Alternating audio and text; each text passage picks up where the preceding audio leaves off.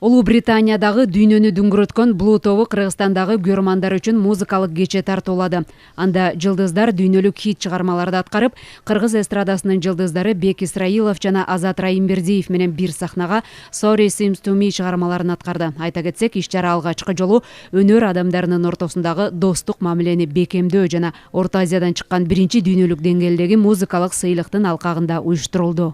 Кудай буюрса, быйылкы жылдын аягына чейин абдан жакшы иш-чаралар бар. Москвада ошол Кремль сарайында Орто Азия элдеринин достугу проект.